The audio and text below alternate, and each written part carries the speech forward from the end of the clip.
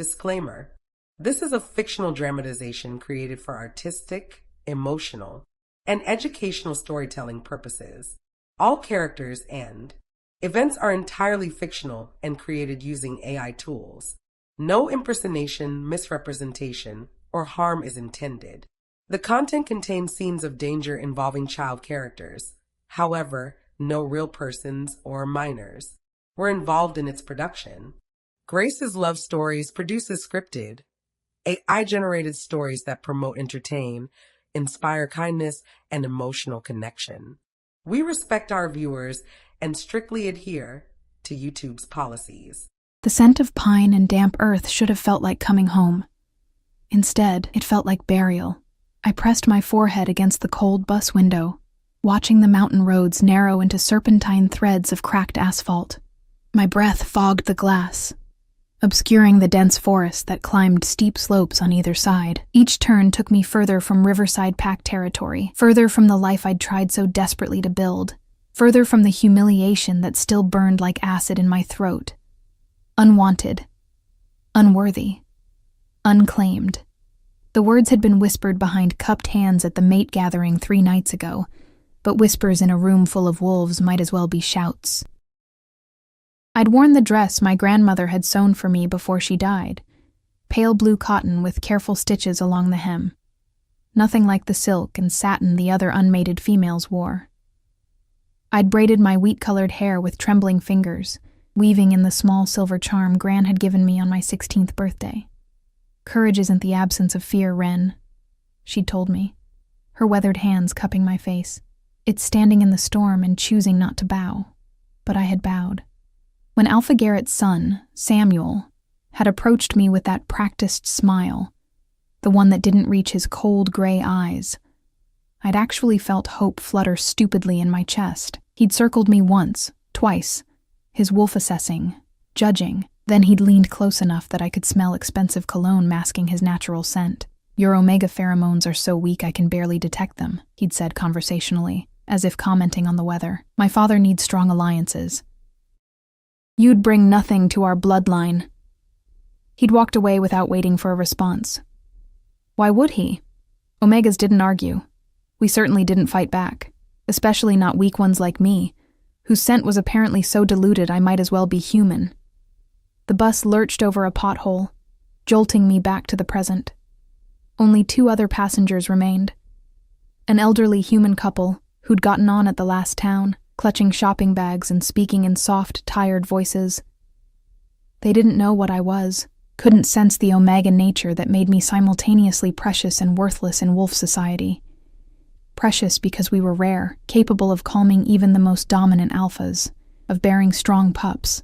Worthless because I couldn't do any of those things properly. My wolf whimpered inside me, a small hurt sound that made my chest ache. "I'm sorry," I thought to her. "I'm so sorry I'm not enough." The bus driver called out in a gravelly voice. "Blackthorn Ridge, last stop." My stomach clenched. Blackthorn Ridge wasn't a pack territory. It was barely a town, a scattered collection of houses clinging to the mountainside, home to humans, a few lone wolves, and apparently, the decrepit property my grandmother had left me in her will. The lawyer's letter had arrived 2 weeks after the mate gathering, after I'd already been released from my obligations to Riverside Pack. Released. Such a polite word for abandoned. I gathered my single duffel bag and descended the bus steps into afternoon sunlight that felt too bright, too indifferent to my misery. The air here was thinner, crisper, carrying the scent of snow even though it was early autumn. The bus pulled away with a belch of diesel smoke, leaving me alone on a dirt road that split into 2 directions, down toward the cluster of buildings I could see in the valley, or up toward the mountains. The lawyer's instructions had been simple. Follow the old fire road north for 2 miles. You'll know the house when you see it. I started walking. The forest closed around me like a living thing, all towering pines and aspens beginning to turn gold. My footsteps were muffled by fallen needles, and somewhere distant, a creek babbled over stones. This was wild land, unclaimed by any pack, which meant it was dangerous. Rogue wolves sometimes haunted places like this. Other predators, too, the kind that didn't care about pack law or omega protection instincts. But what did I have to fear anymore? I was already nothing. The fire road was overgrown, barely more than a path. Blackberry brambles snatched at my jeans. I'd been walking for maybe 30 minutes when I saw it. A small cabin perched on a rocky outcrop, its weathered wood silvered with age. Behind it, the mountain rose in a sheer cliff face of gray stone and stubborn vegetation. Before it, the land fell away to reveal a breathtaking view of the valley below, where the town looked like a child's toy village. My grandmother's house. I'd only been here once when I was 6. I barely remembered it, just impressions of warmth and wood smoke, of Gran's laughter, of feeling safe. My parents had cut ties with her after that visit. "She's filled your head with nonsense," my mother had snapped. "All that talk about old ways and gifts. You're Omega, Ren. Your gift is submission. Don't forget it." I'd tried so hard not to forget. Look where it had gotten me. The cabin door was unlocked, swollen with humidity but yielding when I put my shoulder into it. Inside, dust motes danced in the slanted light from 2 small windows. The space was single room, a kitchenette with an old wood stove, a sleeping area with an iron frame bed, a rough wooden table with 2 chairs, and shelves, so many shelves, crammed with books and jars and bundles of dried herbs that still carried ghost scents of lavender and sage. It smelled like Gran, like the grandmother who'd told me stories about Omegas who were seers, healers, bridges between the spirit world and the living. Our kind wasn't always meant to be small and quiet, she'd whispered once, when my parents weren't listening. We were sacred. We held the balance. Foolish stories.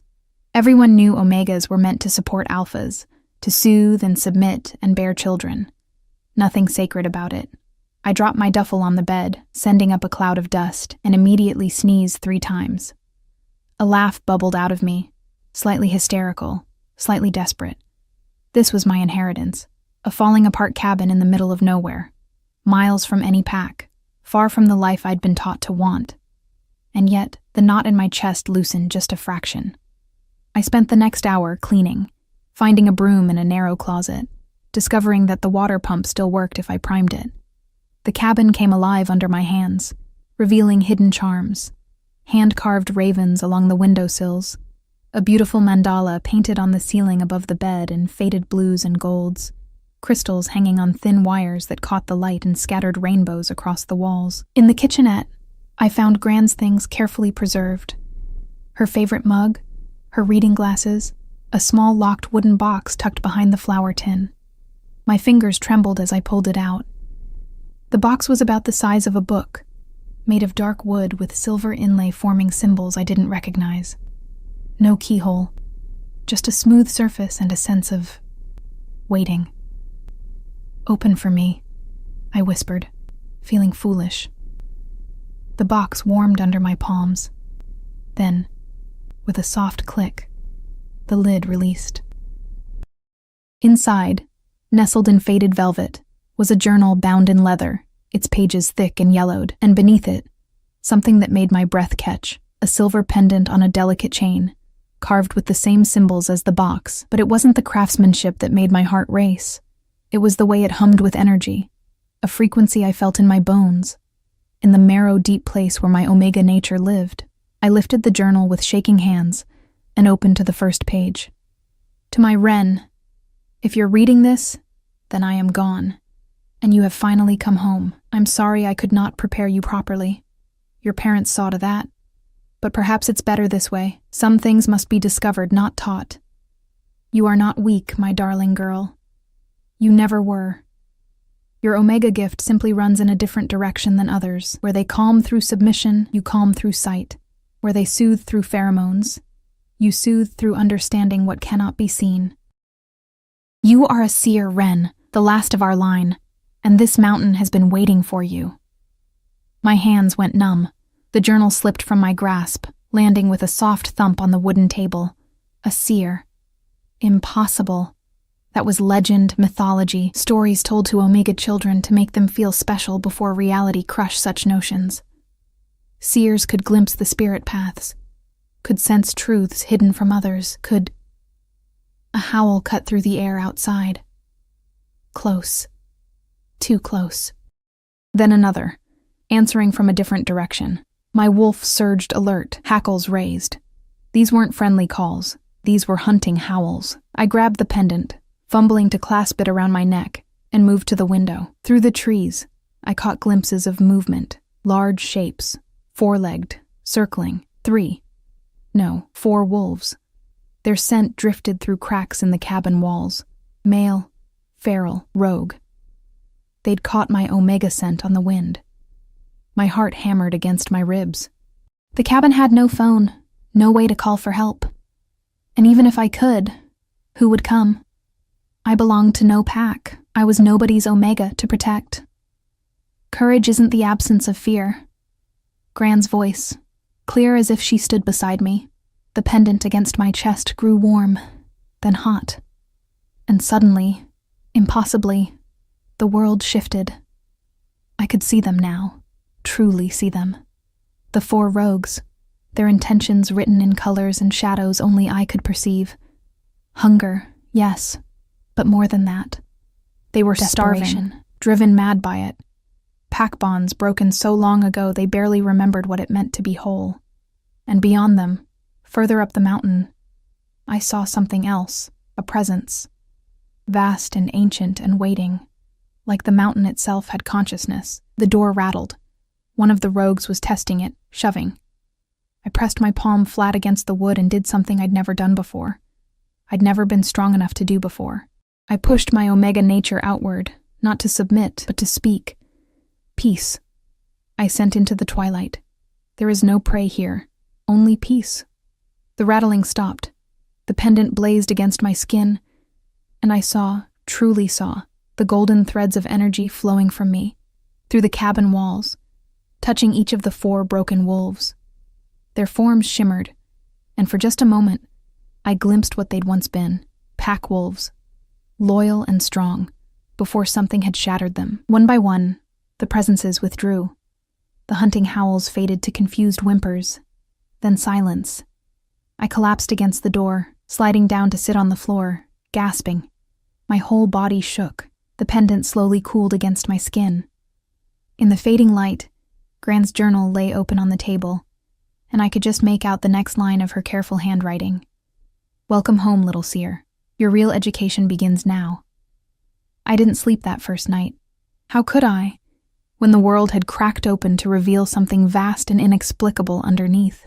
I sat at Gran's wooden table until dawn, reading by candlelight.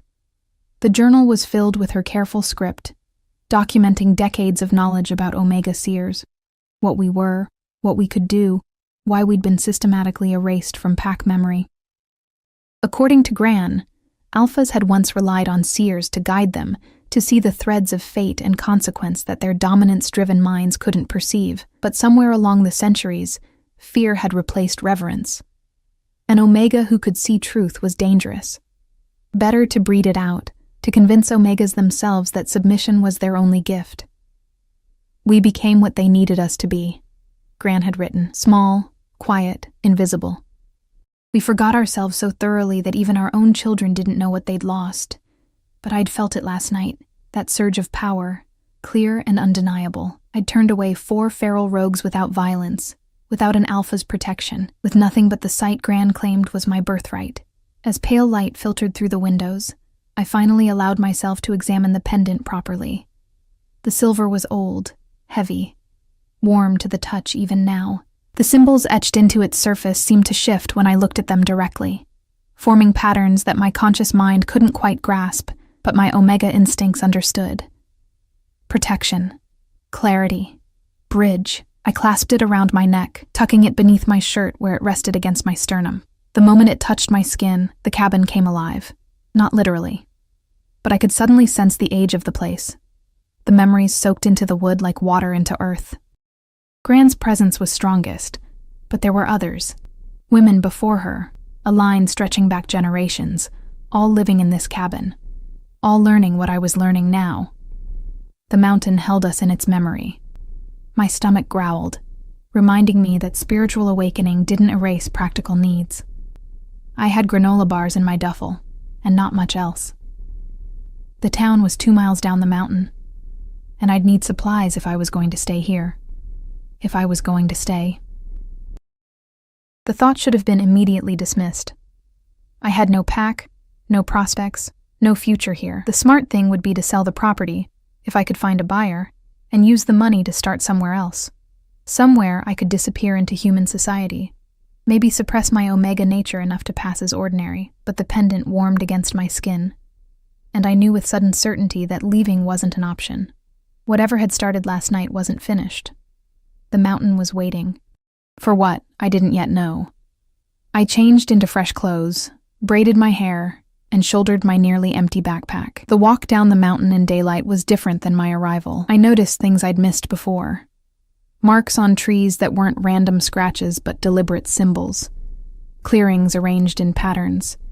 And everywhere, that sense of watching, of presence, though nothing threatening showed itself. Blackthorn Ridge in morning light was humble but tidy.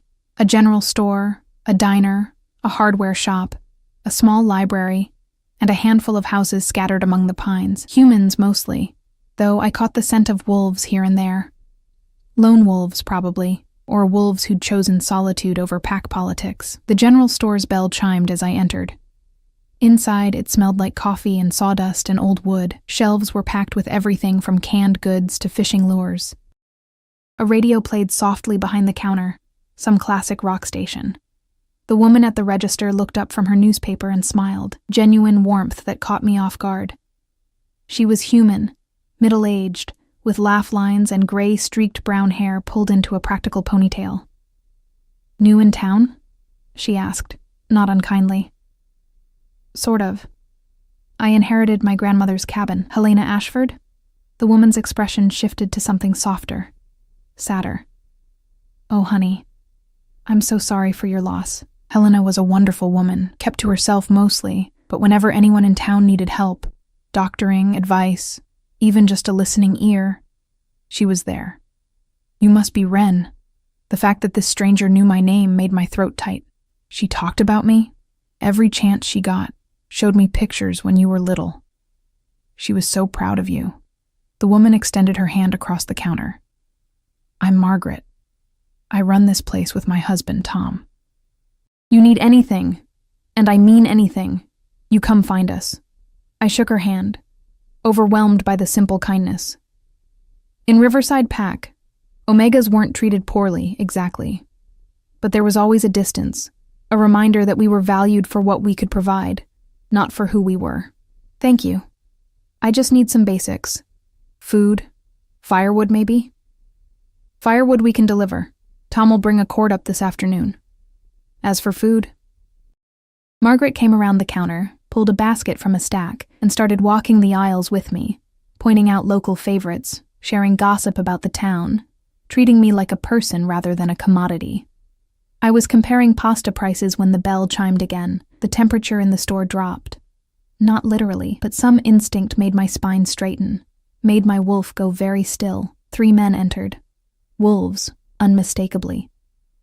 The scent of pack rolled off them, thick and territorial. They wore working clothes, flannel and denim, boots caked with mud, but moved with the coordinated ease of wolves accustomed to hierarchy. The one in front was massive, broad-shouldered, with black hair and a thick beard going gray at the edges. His eyes swept the store and landed on me with the weight of assessment. Alpha. Everything about him screamed dominance, from his posture to the way the other two deferred, staying half a step behind. My omega nature responded instinctively. Not submission exactly, but awareness, acknowledgement of power. His nostrils flared slightly. He'd scented what I was. "Margaret," he said, his voice a deep rumble. "Need to settle Tom's account." "Of course, Soren. Give me just a minute." Margaret's tone was respectful, but not fearful. Whatever pack these wolves belonged to, they clearly coexisted peacefully with the human population here. Soren. The name felt significant somehow, though I didn't know why. I turned back to my shopping, trying to be invisible. Old omega habits dying hard. But I felt his gaze on me, felt the questions forming. Unmated omegas didn't wander alone. We didn't live on isolated mountains without pack protection. My presence here violated unspoken rules. I gathered my items quickly, bringing them to the counter. Margaret rang them up with cheerful efficiency, while Soren waited, arms crossed, still watching. "That'll be $43.50, hun." I counted out cash, the last of my meager savings, and Margaret bagged everything, adding a package of homemade cookies on the house, despite my protests.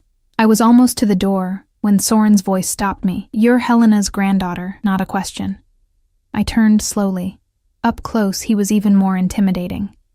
Easily 6'4", built like someone who worked hard physical labor, with scars crossing his knuckles and a presence that filled the room. But his eyes, dark brown beneath heavy brows, held curiosity more than threat. "Yes." "You planning to stay on the mountain?" Yes, for now." Something flickered across his face. "Concern?" "That's wild land. No pack protection. There are rogues, bears, worse things. And Omega alone. I managed fine last night." The words came out sharper than I intended, sharpened by 3 nights of being told what I couldn't do, couldn't be. One of the wolves behind Soren, younger, with rust-colored hair, snorted softly. "Managed how, exactly? You can't even—" "Finn." Soren's voice cracked like a whip. The younger wolf fell silent immediately, but his skeptical expression remained. Soren studied me for a long moment, and I had the unsettling sense he was seeing more than I wanted to reveal. Finally, he reached into his pocket and pulled out a battered business card, pressing it into my hand. "Crescent Hollow Pack. I'm the Alpha. If you need anything, trouble, supplies, help, you call that number. Day or night." The card was warm from his body heat. I looked down at the simple text. Soren Matthias, Alpha. Crescent Hollow Pack. A phone number. An address in town. "I don't want to owe anyone," I said quietly. His expression softened almost imperceptibly. "Your grandmother helped my people more times than I can count, never asked for anything in return. As far as I'm concerned, you're already owed. Call it inherited credit." Before I could respond, he nodded once and walked to the counter, the other 2 wolves trailing after him. I slipped out while Margaret helped them, my heart beating too fast. The walk back up the mountain felt different now. I had food, I had firewood coming, I had a strange Alpha's offer of protection folded in my pocket. I had Gran's journal and a pendant that let me see things that shouldn't be visible. I had the beginning of something, though I couldn't yet name what. Tom arrived that afternoon as promised. Margaret's husband, a kind-faced human who stacked a cord of firewood outside the cabin with practiced efficiency and refused payment. "Already settled," he said with a wink. Helena had credit stored up, lots of it. After he left, I spent the evening learning to use the wood stove, burning my fingers twice before getting it right. I made pasta with jarred sauce, ate sitting on the cabin's small porch, watching the sun set over the valley. The town below twinkled with warm lights. Smoke rose from chimneys, lives being lived, ordinary and safe. I touched the pendant, closed my eyes, and saw. The mountain lit up in my mind's eye like a constellation, not with regular light, but with something else. Veins of energy, pathways of power, connecting the earth and sky and everything between. I saw the animals, their life force glowing soft and steady. Saw the trees breathing, roots communicating beneath the soil. Saw the spirits, yes, spirits, translucent and beautiful, moving through it all like dancers in a current. And further up, where the mountain peak disappeared into clouds, I saw something vast coiled like a sleeping serpent. Ancient, patient, aware of me in return. "What are you?" I thought. The answer came not in words but in feeling. Guardian. Keeper. The mountain's consciousness, perhaps, or something so old it had become indistinguishable from the land itself. "What do you want from me?" Again, not words, just a sense of waiting, testing. The mountain wanted to know if I was ready. For what, I still couldn't see. I opened my eyes, gasping. The valley lights seemed dim now, ordinary after what I'd witnessed. Inside the cabin, Gran's journal lay open where I'd left it. I went to it, turning pages until I found the entry I needed. The mountain chooses its guardians, not through force, but through recognition. If you can see it, if it reveals itself to you, then you belong here. But belonging comes with responsibility, Ren. The balance between the wild and the civilized. between pack and prey, between the seen and unseen. That balance must be maintained. That's what seers do. That's why we're needed, even when no one remembers needing us. A howl rose from somewhere down the mountain. Then another, closer, but these weren't rogue calls. These were organized, pack wolves running patrol patterns, Crescent Hollow Pack probably, Soren's wolves, keeping the boundaries. I wondered what he'd think if he knew what I could see. What I was beginning to understand. Would he fear me, like the old alphas had feared seers? Or would he be one of the rare ones Gran wrote about? Alphas strong enough to value truth over comfort? The pendant pulsed once, warm and steady. Tomorrow, I decided, tomorrow I'd read more, learn more, begin to understand what exactly I'd inherited beyond a cabin in solitude. But tonight, for the first time in longer than I could remember, I fell asleep without crying, without feeling like a failure, without wishing I was someone else. The mountain held me, and I, impossibly, felt held. The days fell into a rhythm I'd never experienced before. Solitary but not lonely, challenging but not crushing. I woke with the sun, made coffee on the wood stove, and spent hours reading Gran's journal while the mountain came alive around me. She documented everything, exercises to strengthen my sight, meditations to quiet the noise of physical perception so the spiritual could emerge, even recipes for teas that heightened awareness. I practiced obsessively. At first, I could only catch glimpses, flashes of the energy threads connecting living things, brief impressions of emotion from the animals that passed near the cabin. But by the end of the first week, I could sit on the porch and watch the forest's invisible architecture reveal itself, layer by layer, until I understood that what most saw as wilderness was actually a complex communicating ecosystem of consciousness. The pendant helped. It acted as a focus, amplifying what was already within me. Gran had written that each seer in our line had worn it, adding their own understanding to its power. When I held it, I sometimes caught fragments of their memories. Women with my wheat-colored hair and my small frame, standing in this exact spot, seeing what I now saw. We weren't extinct, just forgotten, waiting. On the 8th day, I walked into town for more supplies and found Margaret in a state of quiet distress. "Everything okay?" I asked, setting my basket on the counter. She glanced toward the back room, lowered her voice. "Tom's brother, Paul. He's in a bad way. Hurt himself working timber up north. Infection set in before he could get to a doctor. Doc Morrison's doing what he can, but..." She trailed off, shaking her head. "Sorry, you don't need to hear our troubles." But the pendant had grown warm the moment she mentioned illness. I touched it through my shirt, felt it pulse. Could I see him? Margaret blinked. See him? My grandmother was a healer. She taught me some things. A lie and a truth tangled together. Gran had taught me through her journal, through the knowledge she'd left behind. I might be able to help. Hope and skepticism warred on Margaret's face. Hope won. I'll call Tom. 20 minutes later, I was in the back room of a small house at the edge of town, looking down at a man in his 50s who was gray with fever. The wound on his leg, a deep gash from a chainsaw that had been badly stitched, was angry red, swollen, radiating heat. Tom and Margaret stood by the door, anxious. Doc Morrison, an elderly human with skeptical eyes, watched from beside the bed. I knelt, placed my hand near the wound without touching it, and closed my eyes. With the sight, infection looked like black roots spreading through healthy tissue, choking the body's natural light. I could see Paul's life force struggling, dimming. Another day, maybe 2, and the darkness would reach too far to stop. But I could also see the pathways of healing, what needed to be drawn out, what needed to be strengthened. Instinct took over, the same instinct that had turned away the rogues. I called on the pendant's power, on the mountain's ancient energy, on my own omega nature that was meant to soothe and balance. My hands grew hot. I felt the infection resisting, felt Paul's body fighting. So I did something Gran's journal had described, but I'd never attempted. I sang. Not words, just sound. A low humming that built into a melody I'd never heard before, but somehow knew. The song of seeing, of healing, of calling light back into places where darkness had taken root. The black roots in my vision withered, retreated. Paul's life force flared brighter.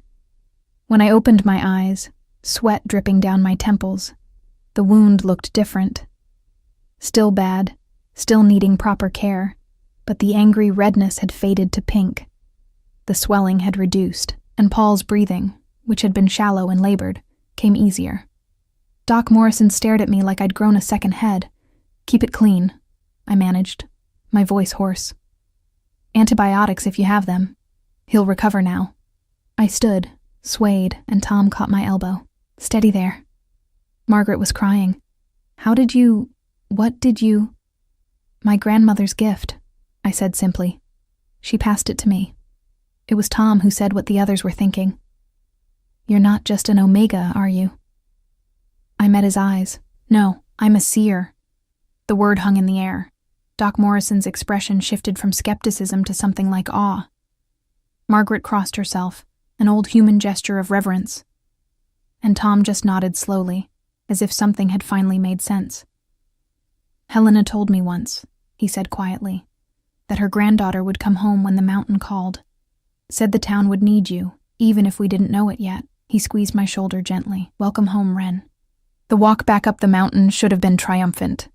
Instead, I felt exposed, raw. I'd revealed myself to humans, yes, but humans talked. And if word spread that an Omega seer was living on Blackthorn Ridge, the pendant grew suddenly cold against my chest. I stopped walking. Around me, the forest had gone silent. No birdsong, no rustling, just oppressive quiet. My wolf stirred uneasily, then I smelled them. Multiple wolves. Not Soren's pack. These scents were unfamiliar, carrying an edge of aggression that made my instincts scream danger. They emerged from the trees in a loose semicircle, cutting off the path ahead. 5 males, all in human form but radiating dominance. Their clothes were expensive, out of place in these woods, designer jackets and boots made for appearance rather than function. City wolves, probably, and from their synchronized movements, their matched bearing, definitely pack. The one in the center stepped forward. He was handsome in a cold, calculated way, sharp features, ice-blue eyes, silver-shot black hair despite appearing only in his 30s. Everything about him screamed wealth and power. "Well," he said, voice smooth as poisoned honey. "The little lost Omega. We've been looking for you, Wren Ashford." My heart hammered. "I don't know you." "No, but we know you. Word travels fast in pack circles." Riverside packs rejected Omega, living alone on Blackthorn Ridge. Very interesting. He smiled, showing too many teeth. "I'm Cade Frost, Alpha of Silver Point Pack, out of Seattle, and I'm here to make you an offer." Every instinct told me to run. But there was nowhere to go. They'd positioned themselves perfectly, and even if I shifted, I couldn't outrun 5 adult males. "I'm not interested in pack politics," I said, keeping my voice steady.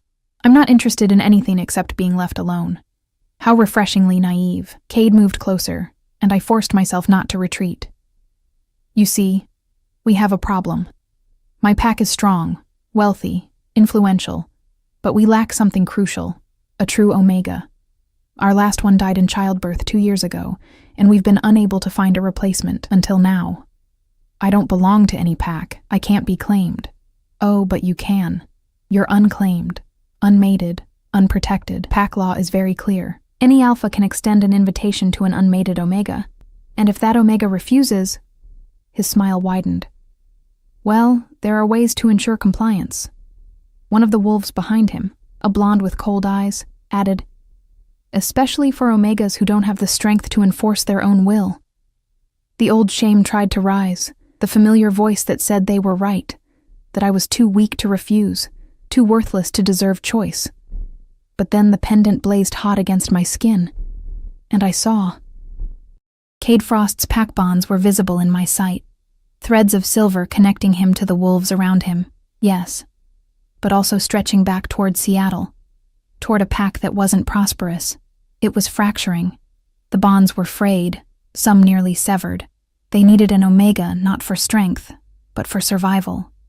to soothe the conflicts tearing them apart from within. And beneath Cade's practiced charm, I saw darkness, violence, a willingness to do whatever it took to maintain his position, even if it meant breaking every law that protected Omegas from being forced. "No," I said clearly. Cade's expression didn't change, but the air around him chilled. "I wasn't asking. You'll come with us now, or we'll make this difficult." She said no. The new voice came from behind me, deep, commanding, vibrating with alpha power that made Cade seem like a candle beside a bonfire. I turned to see Soren emerging from the trees, flanked by 3 of his wolves. Not Finn this time, but others. A tall woman with a scarred face, a stocky male with intelligent eyes, and a younger female who looked barely 20. Soren positioned himself between me and Cade's pack, creating a physical barrier. "This is Crescent Hollow territory. You're trespassing. Blackthorn Ridge is unclaimed land," Cade countered, though his easy confidence had developed cracks. "We have every right to extend pack invitation to unmated Omegas. Not when that Omega has formally accepted my pack's protection." Soren didn't look at me, but I felt the weight of what he'd just claimed. Pack protection was serious, binding. It meant Crescent Hollow accepted responsibility for my safety, my well-being. As of 3 days ago, Ren Ashford is under Crescent Hollow guardianship. Any threat to her is a threat to my pack. Cade's eyes narrowed dangerously. "That's a bold claim."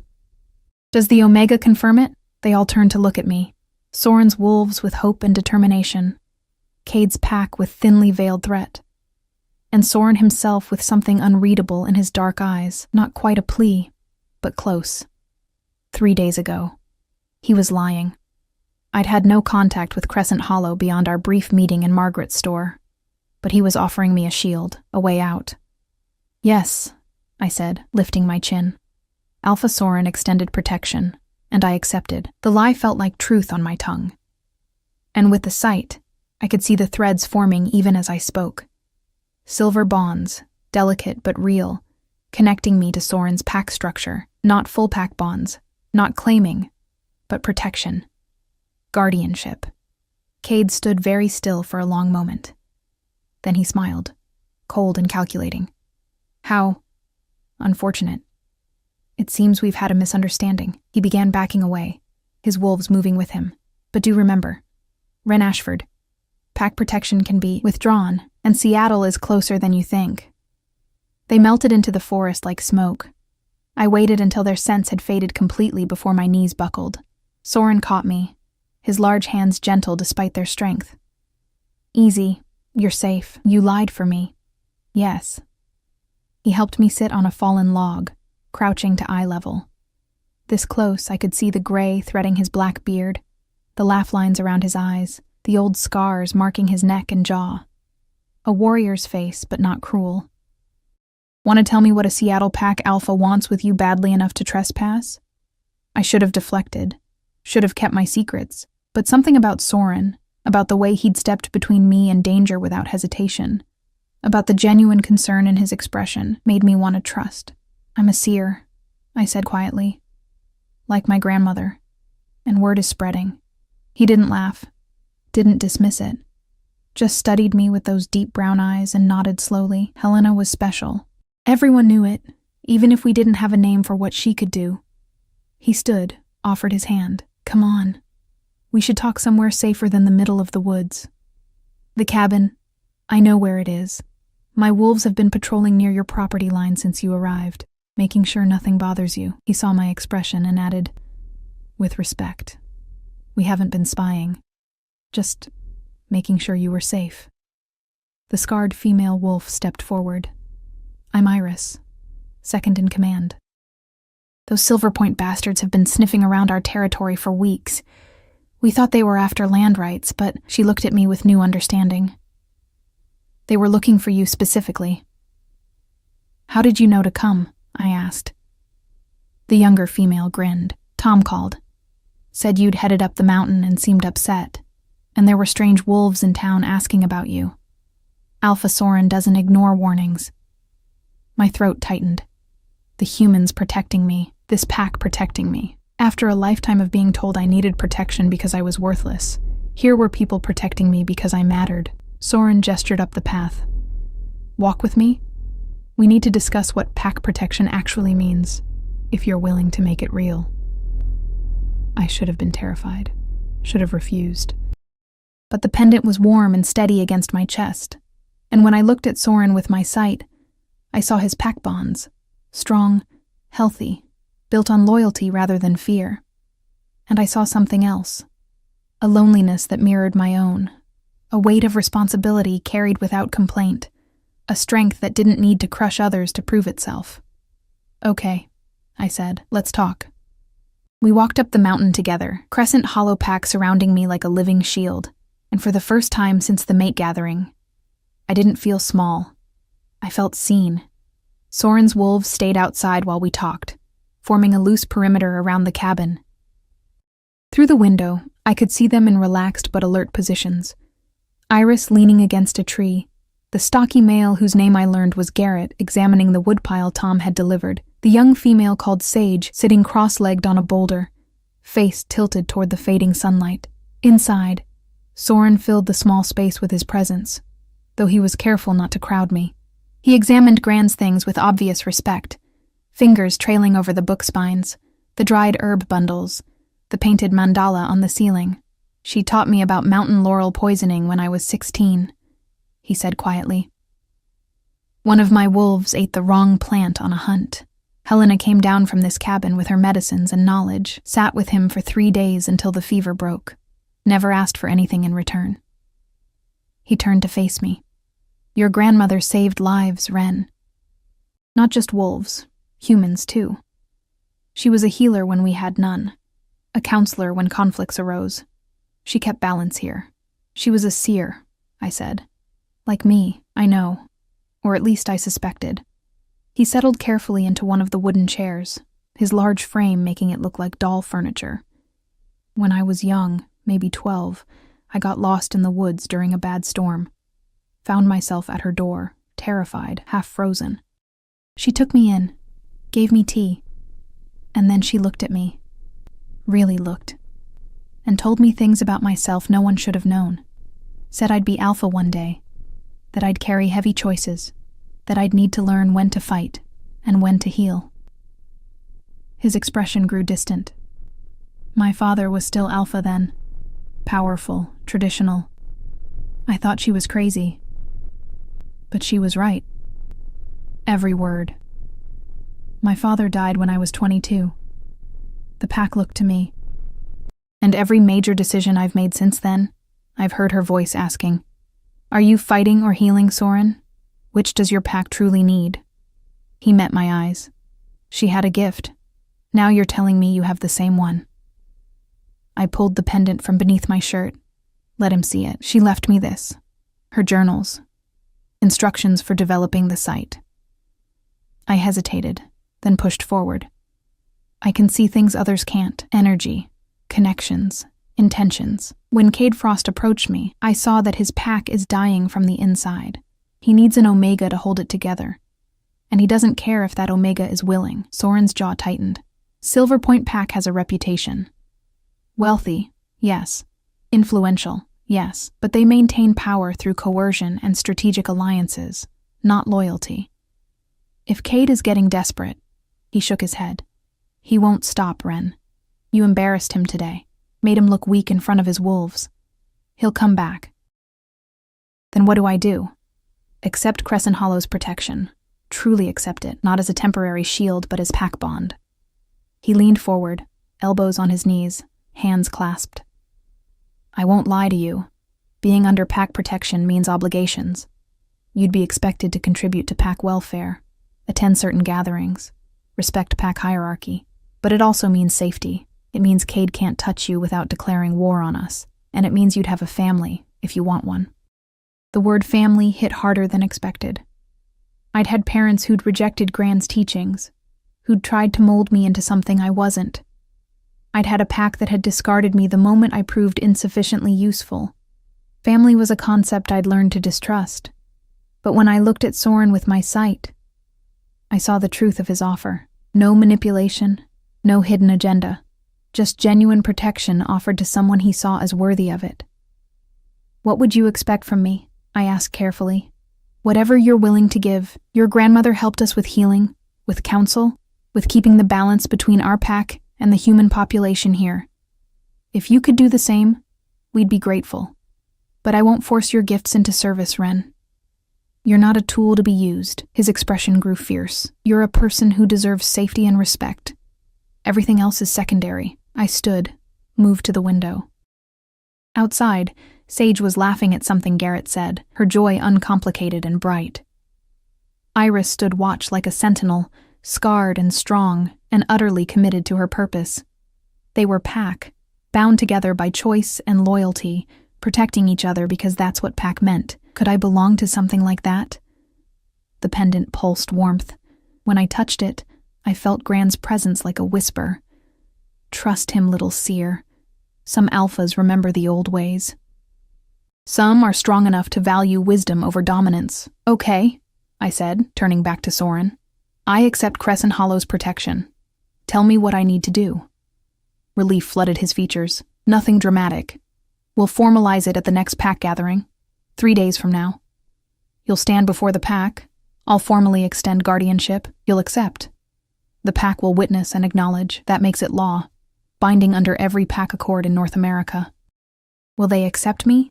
An Omega from outside, rejected by her birth pack? Soren stood, and suddenly I was reminded of exactly how large he was, how much power lived in his frame. But he moved slowly, carefully, until he stood before me with one hand extended. My pack judges wolves by their character and their actions, not their designation or their past. You healed Paul this morning. Tom called me right after, amazed and grateful. You turned away rogues on your first night here without violence. You stood up to Cade Frost when most Omegas would have crumbled. His hand remained steady, waiting for mine. You're already proving your worth, Ren. The pack will see that. I placed my hand in his. His palm was warm, calloused, engulfing mine completely. And the moment our skin touched, the sight flared. I saw him. Truly saw him.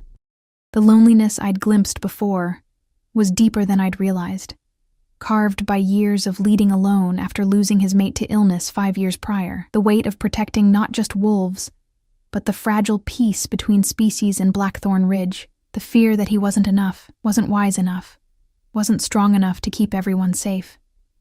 And beneath all of that, I saw something that made my breath catch. Recognition. He saw me the way I saw him, not as Omega and Alpha playing predetermined roles, but as two people carrying burdens too heavy to share, suddenly finding someone who understood. I pulled my hand back quickly, overwhelmed. 3 days? 3 days. I'll have wolves patrol near your property line until then. And Ren? He moved toward the door, paused. If you need anything at all, you howl. We'll come. After they left, I sat on the porch watching darkness claim the valley, trying to process everything that had happened. In less than 2 weeks, I'd gone from rejected and hopeless to hunted by a dangerous pack and protected by one I barely knew. I'd discovered abilities I'd thought were myths. I'd healed a dying man with nothing but intention and song. The mountain hummed with approval. That vast presence I'd sensed coiled at its peak, stirring like something waking from long sleep. What are you preparing me for? I asked it silently. The answer came in images, feelings. The balance was shifting. Crescent Hollow Pack was strong but small.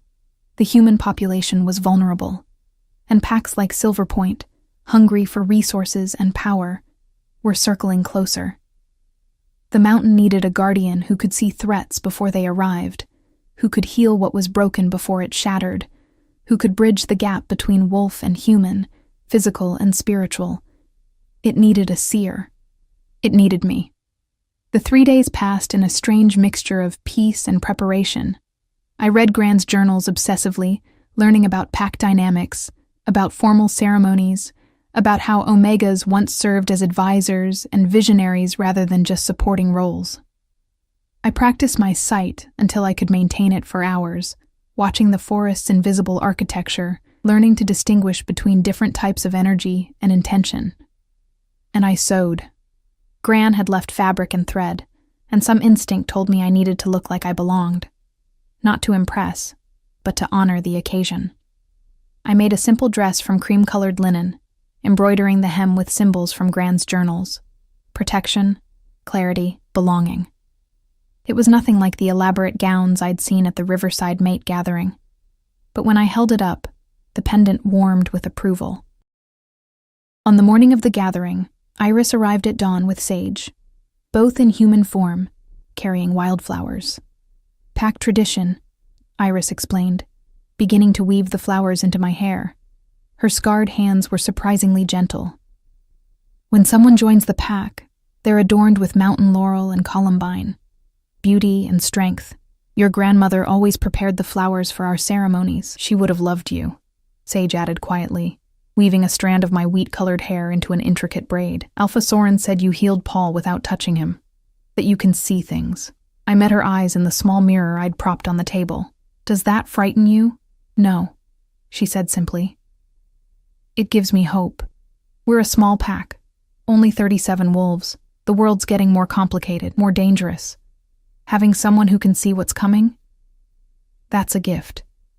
By the time they finished, I looked like something from a forest fairy tale. Hair crowned with flowers, the cream dress flowing, the silver pendant visible against my chest.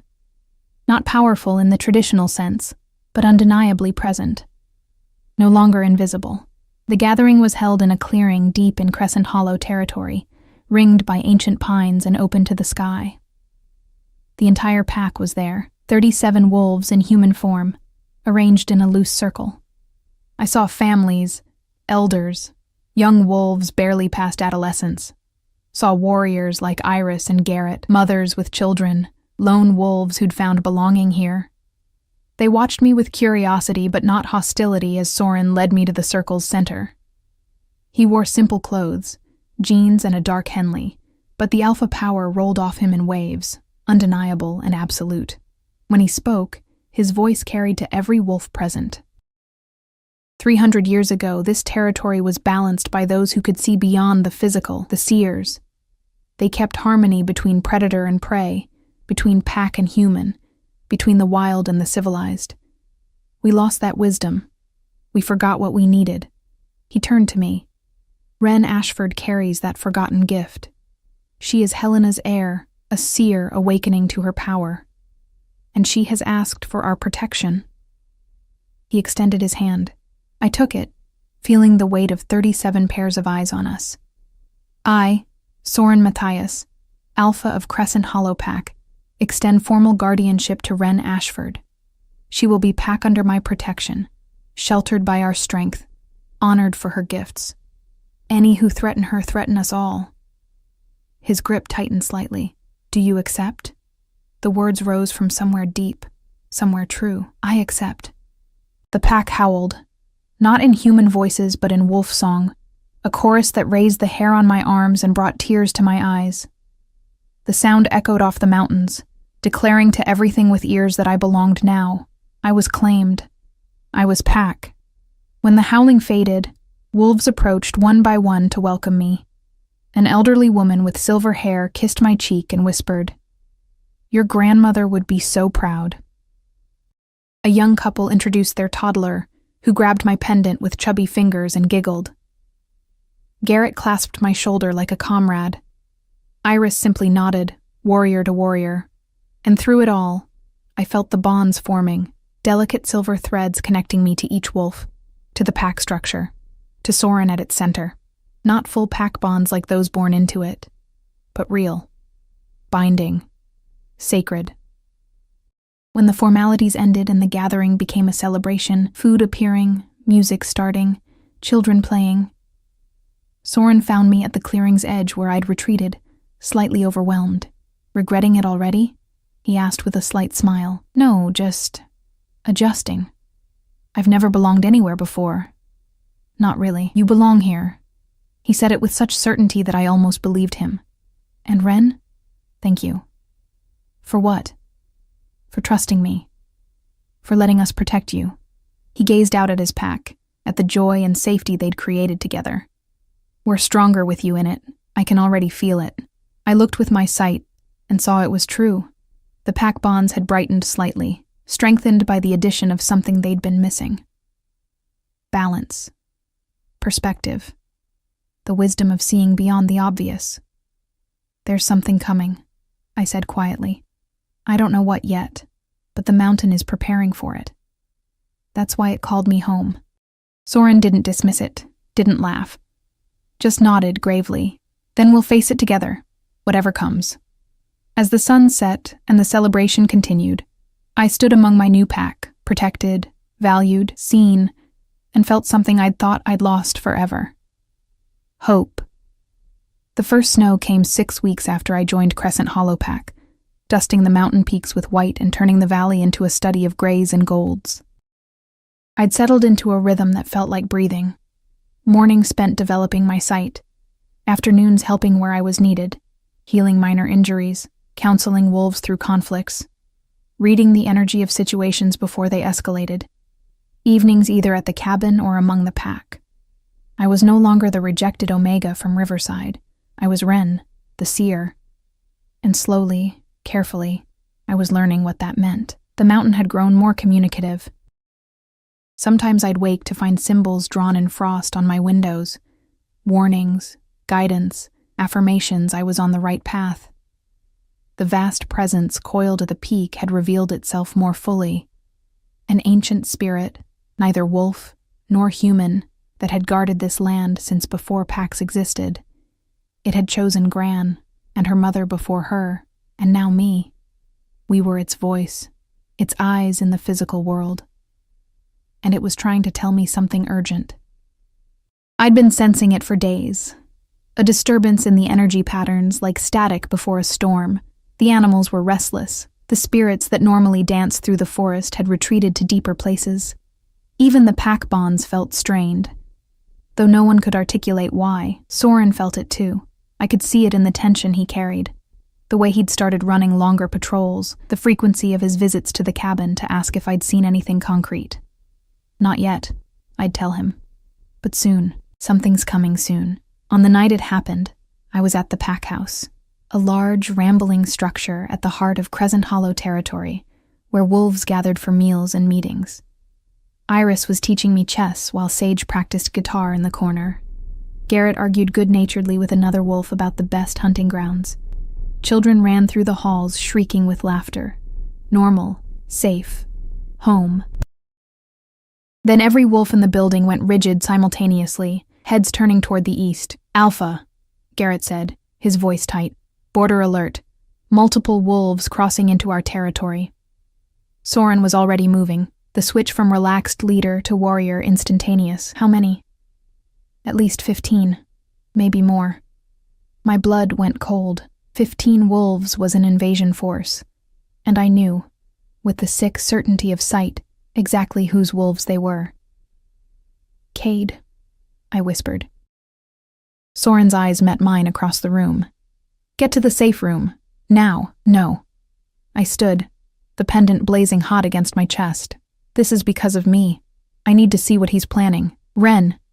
I'm a seer, Soren. Let me see." For a moment I thought he'd refuse, thought the alpha in him would override everything else. But then he nodded sharply. "Iris, Garrett, with me. Sage, get the non-combatants secured. Ren."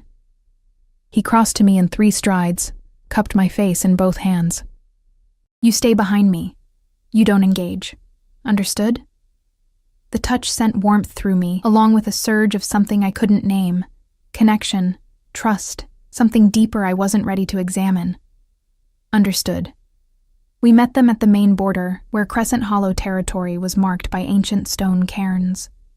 Cade Frost stood at the front of his force, not 15 wolves, but 20, all in human form, all radiating aggression. He'd brought his strongest warriors, wolves built for violence, wolves who wouldn't hesitate. But he wasn't looking at Soren. He was looking at me. "There she is," Cade said pleasantly, as if we'd met for tea. "The little seer, hiding behind her pack's protection. How's that working out for you, Ren?" Soren stepped forward, physically blocking me from view. "This is an act of war, Frost. 20 wolves crossing borders without permission, armed and hostile. Give me one reason not to end this now. Because you're reasonable. Because you're outnumbered. Cade's smile was all teeth. And because I'm not here to fight, I'm here to negotiate. There's nothing to negotiate. Oh, but there is. Cade's eyes found mine again over Soren's shoulder. You see, I've done my research. A seer hasn't emerged in pack society for nearly a century. Do you know what that means? What she's worth? He addressed the Crescent Hollow wolves now, voice carrying. With a seer, a pack could anticipate threats, could see opportunity before competition, could dominate territory disputes without bloodshed. She's not just valuable, she's the ultimate strategic asset. I felt Soren's pack stirring uneasily, not because they agreed, but because Cade was voicing something true. I was valuable in ways I'd only begun to understand, which is why, Cade continued, I'm prepared to offer terms. Ren comes with me willingly. I pay Crescent Hollow substantial compensation for releasing her guardianship, and we all walk away as allies rather than enemies. Everyone wins. Except Ren, Iris snarled, who loses her freedom. She'd be honored, protected, given everything she needs. Cade's reasonable tone was somehow more threatening than open hostility. And your pack gets resources it desperately needs. Soren, you're struggling. Small pack, limited territory, human population to manage. My offer could change everything for you. I saw it then, with sight, Cade's true plan. He didn't just want me for strategic advantage. His pack was fracturing badly, worse than I'd seen before. Without an Omega to stabilize them, they'd tear themselves apart within months. He was desperate, and desperate alphas were capable of anything. I also saw the threads of his current strategy. He'd brought too many wolves, intentionally. If Soren refused, Cade would claim an insult to pack honor, would use it as justification for violence, and 20 against 37, when 20 were all warriors, and Crescent Hollow's number included children and elders. He'd planned this carefully, a trap disguised as negotiation. Before Soren could respond, I stepped around him. Ren, no. But I was already walking forward, every eye on me. The pendant burned like a star against my chest, and I let the sight flare fully, let it show me everything I needed to see. You're dying, I said to Cade, voice carrying clear in the cold air. Your pack is eating itself alive. 3 of your wolves have already left. I can see the severed bonds. 2 more are planning to. Your second is plotting against you. You're hemorrhaging loyalty, hemorrhaging strength, and you think I'm the solution. I stopped just beyond Soren's reach. But I'm not. Because the problem isn't the absence of an Omega. It's you. Cade's pleasant expression cracked. Careful, little Omega. I see you, I continued, letting power fill my voice. Not dominance, not submission, but the ancient authority of truth. You rule through fear and manipulation. You've broken trust so many times your wolves don't remember what it feels like. An Omega can soothe conflicts, can calm tensions, but we can't fix what's rotten at the core. I met his ice blue eyes. Even if you took me by force, I'd burn through your pack like acid. Seers don't stabilize corruption. We expose it. For a moment, nobody moved. Then Cade laughed, cold, cruel. Bold words. Let's see if you maintain them when your precious pack is bleeding. He nodded to his wolves. They shifted. 20 wolves, all warriors, suddenly stood in predator form, massive, battle-scarred, trained for violence. The Crescent Hollow wolves shifted in response, but I could see the calculation in everyone's eyes. This would be a slaughter. The mountain trembled. I felt it through my feet, through my bones, through the pendant blazing against my skin. The ancient guardian was responding, rising from its peak, drawn by the threat to its chosen seer. Stop, I commanded.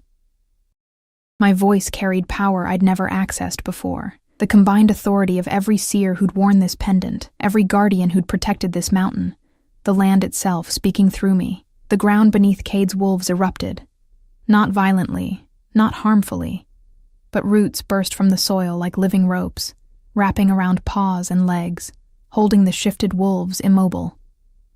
The trees bent, creating a living cage, The mountain itself had responded to my call, protecting its own. Cade shifted back to human form, staring in shock. What? How? This is sacred ground, I said, and my voice echoed strangely, layered with something ancient, protected by powers older than packs, older than wolves. You threaten what is under guardianship. You threaten balance. I took a step forward, and he actually retreated. Leave. Now, and don't return. This is your only warning. For a moment I thought he'd refuse. Thought pride would override survival instinct. But then he looked at me, really looked, and saw what I'd become. Not just an Omega, not just a seer, but something that bridged worlds, that carried the mountain's will. He whistled sharply. The roots released his wolves. One by one, they shifted back to human form and retreated, disappearing into the forest toward Seattle, toward their dying pack and uncertain future. When they were gone, I collapsed. Soren caught me before I hit the ground, cradling me against his chest. I've got you. You're safe. Did that really happen? You called the mountain, Iris breathed, staring at the disturbed earth where roots were slowly retreating. Helena could commune with it, could ask it for guidance, but I've never seen anyone command it. The Guardian chose well, Garrett added quietly. Soren carried me back to the pack house despite my protest that I could walk. He settled me in his private office, a comfortable room lined with books and maps, and pressed tea into my hands. That, he said once we were alone, was the most terrifying and amazing thing I've ever witnessed.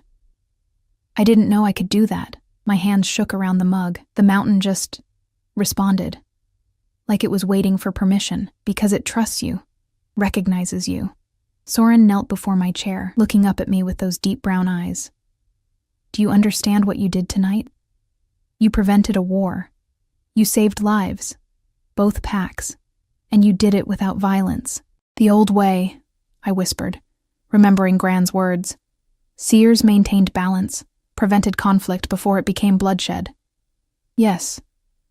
He took one of my hands, warming it between both of his. You're not just pack, Ren. You're essential. Not because of what you can do for us, but because of who you are. The way he looked at me made my breath catch. This was different from pack bonds, different from protection and duty. This was personal, intimate. The loneliness I'd seen in him was reflected in me, and somewhere in the past 6 weeks, something had been building between us. Recognition, understanding, attraction that went deeper than designation or role. Soren, I started, but didn't know how to finish. He stood slowly, pulled me to my feet. I need to tell you something. Should have told you weeks ago, but I was trying to be honorable, trying not to pressure you when you were vulnerable. His thumb traced circles on the back of my hand. You're not just under my pack's protection. You're under my protection specifically, and it's not just duty, Ren. It's choice. I finished softly. I know. I can see it. Can you see this? He cupped my face, giving me every chance to retreat. When I didn't, he kissed me. It was gentle, questioning, nothing like the claiming kisses I'd read about in romance novels. This was 2 wounded people finding safety in each other, 2 leaders recognizing partnership, 2 souls that had been searching for home. When we broke apart, I was crying. Happy tears, overwhelmed tears, tears of relief that someone saw me completely and wanted me anyway. I'm broken, I whispered. Rejected, damaged, still learning who I'm supposed to be. You're perfect, he countered. Strong, wise, brave enough to stand against a 20-wolf invasion force and win with nothing but truth. He kissed my forehead. And I'd like to court you properly if you'll let me. No pressure, no expectations, just time to see what this could be. Through the window I could see the mountain peak, snow-covered and serene under the stars. The Guardian's presence pulsed with approval, warm and ancient and patient. In the months that followed, life found its rhythm. Soren courted me with old-fashioned patience. Long walks, shared meals, conversations that lasted until dawn. The pack accepted our growing bond with joy, especially when they saw how we balanced each other. His strength and my sight, his decisiveness and my wisdom. his protection, and my healing. I continued developing my gifts, growing stronger. When spring came, I taught 3 young Omegas who joined the pack the basics of sight, planting seeds for a future where seers were remembered and valued rather than forgotten. Cade's pack fractured completely. We heard reports, wolves leaving, the Alpha challenged and defeated, Silver Point territory absorbed by neighboring packs. I felt no satisfaction in it, only sadness for the waste. And on the anniversary of my arrival at Blackthorn Ridge, Soren asked me to be his mate. We stood in the cabin where it had all begun, surrounded by grand things, the mountain watching over us. When I said yes, the pack bonds between us flared gold, complete and binding. Not Omega and Alpha in the traditional sense, but partners, equals, 2 halves of a balanced whole. That night, we ran together under the full moon, the entire pack in wolf form, celebrating. I was smaller than the others, my wheat-colored fur pale in the moonlight. But I kept pace. Because I was pack. I was home. I was exactly where I was meant to be. Standing on the mountain peak in human form later, Soren's arms around me, I touched the pendant and felt Gran's joy like sunshine. Thank you, I whispered to her memory, to the mountain, to the guardian that had called me home. Thank you for teaching me that rejection wasn't failure.